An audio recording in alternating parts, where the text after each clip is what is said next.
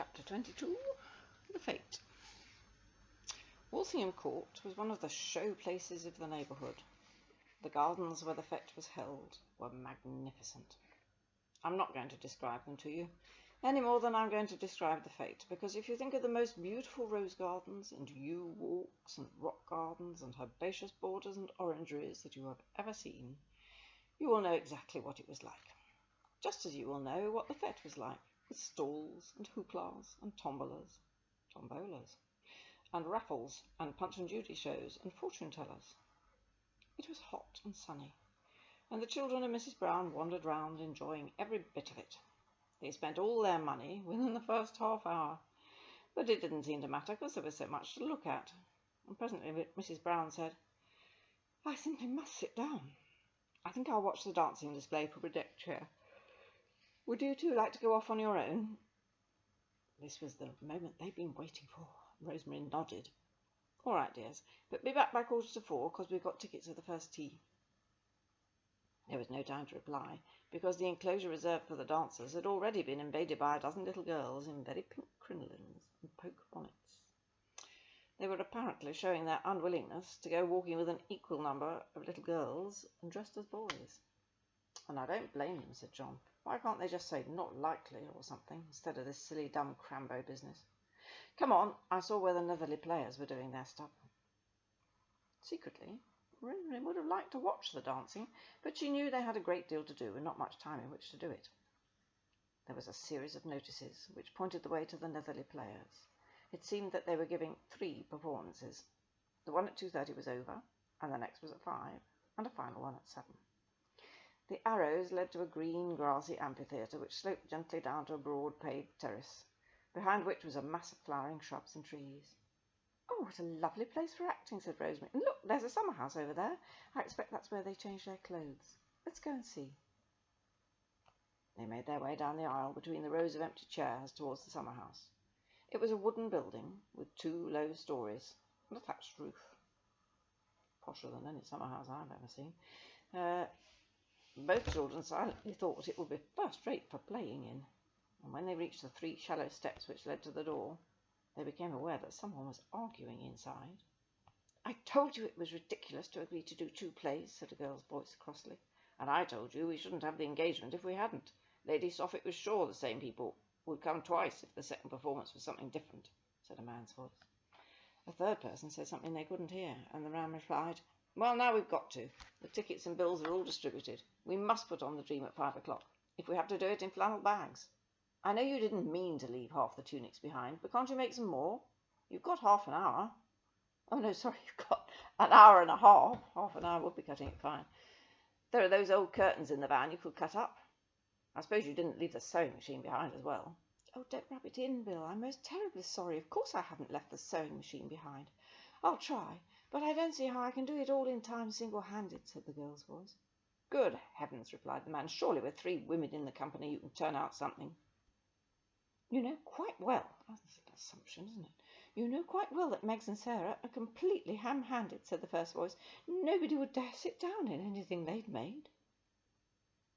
John and Rosemary on the step outside suddenly realised that they were eavesdropping, so John knocked on the door, which swung open as he did so. A man stood with his back to them, but hearing the knock, he turned. It was the occupier.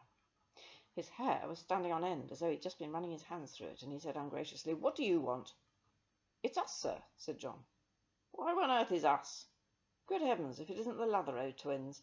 Now run away, there's good children. We're in a frightful jam. We've left half the clothes behind. There isn't time to fetch them, and these useless women don't seem to be capable of making any more in time." And he ran his fingers through his hair again, so that it looked even wilder than before. "I know. We heard you. We didn't mean to listen, but you were talking so loudly we couldn't help it," said Rosemary. "But I know who could make them for you, if anyone could. That's my mother. She's a real dressmaker." "Well, that's not much use to us," said the occupier irritably. "Don't be cross with them, Bill," said the girl. It was their friend Molly. "Where is your mother, dear? Do you think we could possibly persuade her to help us? I feel so desperate I could brave asking anybody." "She's watching the dancing display. I'm sure she's helped," said Rosemary. "Let's go and ask her." She and Molly went off together in the direction of the sound of the tinny piano, and John was left standing awkwardly with the actors.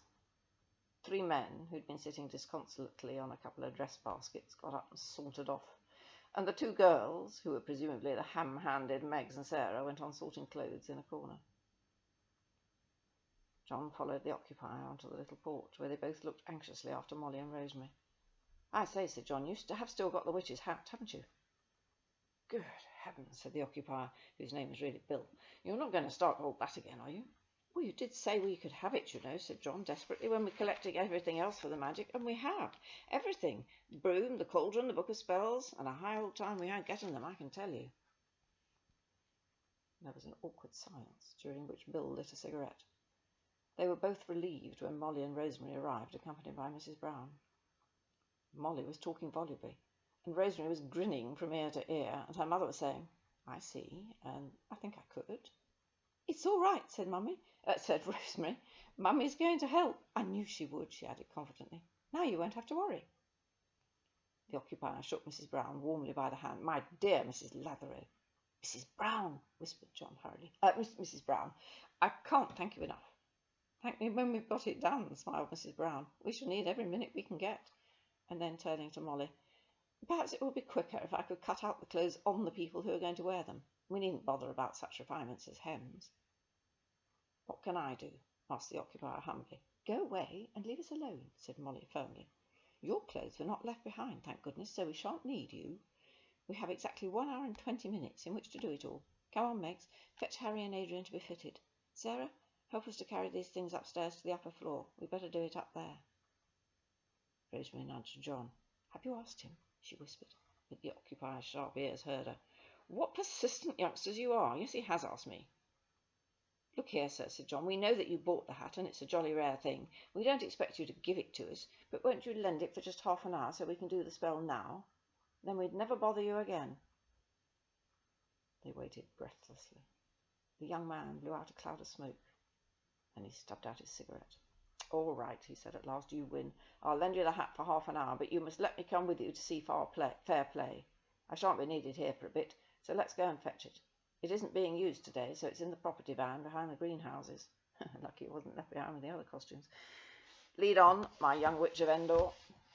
"Right," said John. "You go with him and get the hat, Rosie, and I'll go to the car and fetch the things. Meet you behind the glass houses as soon as I can." "What things?" asked Bill. This was better, thought Rosemary, and tucking her hand in his arm, she told him the whole story, how they'd searched for the cauldron, about the wishing magic and the china, and how they'd found the book of spells and so nearly lost the wither plat of creepers. She'd only just finished by the time they'd reached the van. The young man disappeared inside it. Presently he called down, "Catch!" and Rosemary held out her arms, and something black and furry landed in them. It was the hat at last. "The Mops have had a regular banquet off some of it," he said cheerfully as he jumped down again. "Pretty indigestible, I should think, witch's hat. Oh, hello, here's John." And coming down the path was John with the cauldron in one hand and the broom in the other, and Carbonel trotting sedately beside him. When the cat saw the dilapidated hat, he gave a little "Brr." "Well," said Bill, "he certainly is a splendid animal, but I can't hear him talking." And he laughed in a bless your little fancy's way. "That's because you aren't holding the broomstick. Here you are, sir," said John, and he pushed the wooden handle towards the young man, so that he, too, could hold it. "Doing good," said Carbonel. "Too cocky by far, he is." The occupier started violently. "Do you know, I really did think I heard the cat speak," he said. "I did," said Carbonel. "I said you're too cocky by far." "Good heavens!" "It's a bit upsetting at first," said Rosemary kindly, "but you soon get used to it. I dare say it's harder for you, being grown up, I mean." "Well, we aren't here to make polite conversation," said Carbonel. "I noticed a small enclosure behind that asparagus bed, with a bonfire burning there already and no one about. Follow me." They all followed. The occupier, as though in a dream, clutching the broom and unable to take his eyes off the black cat. The enclosure was made by a privet hedge, which hid a small tool shed, a heap of grass cuttings, and a small smouldering bonfire. Rosemary removed the precious withered plat from between the pages of the book of spells, and then she propped the book up against a wheelbarrow. "You can read it if you like," she said to the young man, "but not aloud, because it's a silent magic." With a dazed expression, he turned his fascinated eyes from Carbonel. "I say, what about a pipkin?" said Rosemary. "It says fill the cauldron with 7 pipkins of puddle water." "What is a pipkin?" asked John. A small earthenware jar, said Carbonel. A flower pot with the hole stopped up will do. Rosemary, you can see to that while someone else gets the fire going. He turned to the dazed young man. That may as well be your job. Yeah, of course, said the occupier, and at once feverishly began to collect twigs and sticks, which he pushed into the smouldering fire, while John got down on his knees and blew on the embers. Rosemary rolled up a handkerchief and pushed it into the hole at the bottom of a flower pot. It took rather a long time to find enough puddle water to fill the flower pot 7 times, but by then the fire had been coaxed into blazing quite merrily, and at last the 3 legs of the cauldron were supported above the flames on 2 large stones and an old brick, and Rosemary put on the hat. It was much too big, and only by bending her ears down could she keep it up at all. They removed the shoe bag from the end of the broom.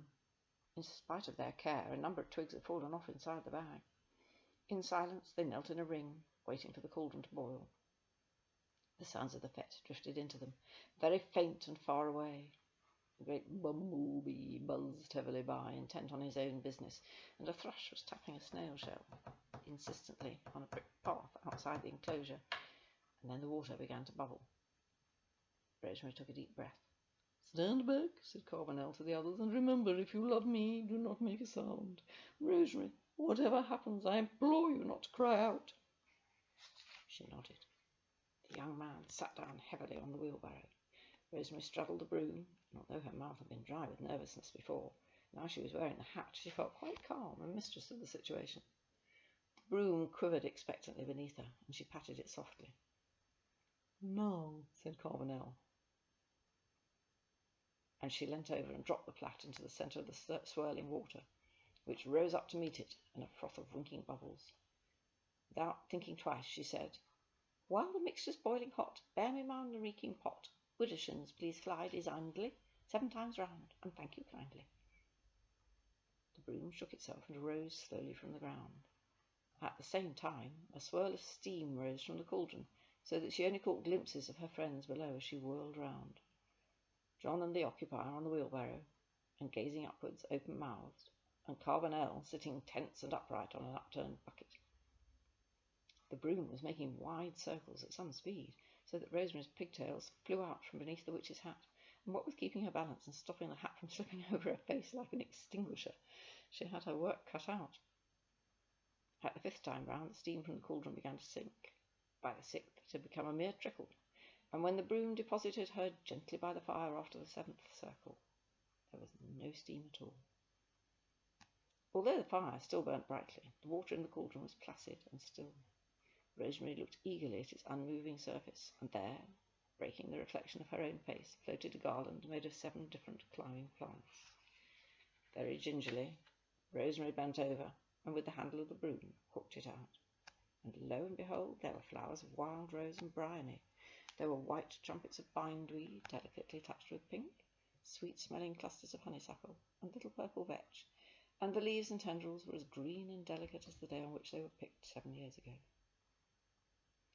Rosemary knelt down with the garland on her lap. There fell a silence that seemed as though everything was listening. The sounds of the fete died away, the birds stopped their twittering, even the thrush stopped hammering his snail shell and stood motionless with his head on one side. Very carefully, so that not one strand of the garland should break, Rosemary began to unravel the plait. And while she unravelled, quite silently, in her head, she said the spell that she'd learned by heart. And if you don't know how she could say it silently, remembering how many times you've repeated your homework to yourself quite clearly without making a sound. The vetch twined its pale green tendrils round her fingers as though to hinder her. The juice from the crushed berries of the bittersweet made strands slip from between her feverish fingers, but she went on. And this is the spell, she said. Fingle, fangle, warp and wind, weeds that strangle, climb and bind, plants that trip unwary feet, bramble, vetch and bittersweet. The scent from the honeysuckle rose, sweet, sickly, and so strong that her head began to swim, and she felt faint and drowsy. But when she shook off the drowsiness, the thorns tore her fingers. She closed her lips tightly so that no sound should escape, and went on untwisting, untwining. Fingle, fangle, mickle, muckle, bindweed, ivy, honeysuckle, climbing bramble, tendrilled vine, loose your hold, untwist, untwine. Silently, without a sound, free the slave and loose the bound. The scent from the honeysuckle was so strong that only by a tremendous effort was Rosemary able to finish. But with the last word of the spell, the last twist unravelled itself beneath her torn and bleeding fingers and fell to the ground. For a minute, the 7 strands lay there, strong and green in the sunlight, and then beneath her eyes they wilted and shrank. The flowers dropped their shriveled petals, and the leaves became dull. The glossy green gave way to dusty brown, and as a balloon withers and shrinks when the air escapes, so the strand of creepers diminished and shrank. And when Rosemary bent down to pick up the withered twig that had once been honeysuckle, it fell to powder between her fingers. A little breeze sprang up, and it was scattered and gone.